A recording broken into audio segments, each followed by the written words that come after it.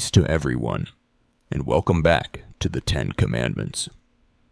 In our previous episodes, we established the sacred perimeters that shield human life and covenant intimacy from internal and external sabotage. Today, we arrive at the 8th absolute boundary line of the Sinai Code, Exodus chapter 20, verse 12 or verse 15, "You shall not steal." We are stripping away all basic, superficial concepts of street shoplifting today to look at an explosive declaration regarding property rights, systemic equity, and the ultimate sovereignty of stewardship. To understand the sheer legal weight of the 8th commandment, we have to look into ancient rabbinic text tracking. In classical Hebrew jurisprudence, the prohibition against stealing was split based on the legal context. Because the surrounding commands, murder and adultery, carried capital consequences, Talmudic scholars noted that Exodus 20:15 originally targeted the ultimate high-liability theft, man-stealing for trafficking. It was a complete defense shield around human agency and a declaration that no human being has the right to steal another person's freedom, labor, or bodily autonomy to fund their own accumulation. Think about the radical economic contrast here. Israel had just escaped Egypt, an imperial machine built entirely on corporate extraction, systemic wage theft, and absolute plunder of human labor. Into this trauma-ridden economy, God institutes a framework of secure ownership and stewardship. The 8th commandment declares that private property rights are sacred, because everything you hold is a personal loan from heaven. When you underpay a worker, manipulate a contract, or use deceptive marketing to maximize profit at someone else's expense, you are running an imperial extraction system that breaks covenant law. Look at how Jesus upgrades the software of this command under the new covenant by altering our entire internal baseline. In Luke 19, when the deceptive tax collector Zacchaeus encounters the presence of Christ, he doesn't just promise to stop stealing from the public ledger. He stands up and shouts, "Behold, Lord, the half of my goods I give to the poor, and if I have defrauded anyone of anything, I restore it fourfold."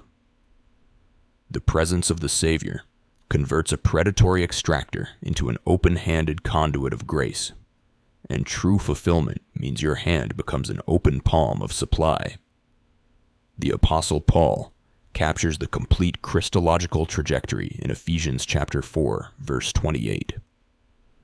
"Let the thief no longer steal, but rather let him labor, doing honest work with his own hands, so that he may have something to share with anyone in need." Look at the three-part evolution of a transformed life under grace. Step 1. You stop the illegal extraction. Step 2. You work with maximum professional excellence to earn assets honestly. But look at Step 3. The entire motive for your corporate hustle is rewritten. You don't build a career just to pile up gold in a private vault. You accumulate resources for the express purpose of having the leverage to fund the rescue of people in need. Why do human beings steal, cheat, and cut corners in their financial transactions? It all stems from a deep psychological fear of lack, the belief that resources are scarce. If you do not take it by force or deception, you will go under, so people justify dishonest means. But when you hide your life inside the sufficiency of Christ, that scarcity mindset is broken. You recognize that the king who multiplied bread on the Galilean hillside is the ultimate guarantor of your ledger. You can afford to be radically honest, radically fair, and radically generous. You are backed by the infinite supply lines of the Almighty. The metric is 0%. You cannot run a split ledger. You cannot claim to be a powerhouse of faith on Sunday while padding your expense reports on Monday. True kingdom integrity means your private bookkeeping, corporate taxes, and casual agreements maintain single, uncompromised transparency. If your profit is built on structural deception, it registers as stolen wealth in the courtroom of heaven. Let us run an intense diagnostic audit on our financial accounts tonight. How are you earning and distributing your margins? Are you a clever extractor, cutting corners in invoices or taking credit for other people's labor? Are you a scarcity hoarder, paralyzed by fear and refusing to help those in need? Or are you a kingdom conduit running your business with flawless honesty and using profit to bless the world? Let go of the anxious grip today. Let the honesty of Christ rule your transactions so your work can reflect the honor of your King. As we close this episode, sit before the scales of justice and ask where deception has compromised your ledger. Clean up the accounts today, step out of the Imperial grind, and watch the Father fund your destiny with his unshakable supply. Thank you for watching.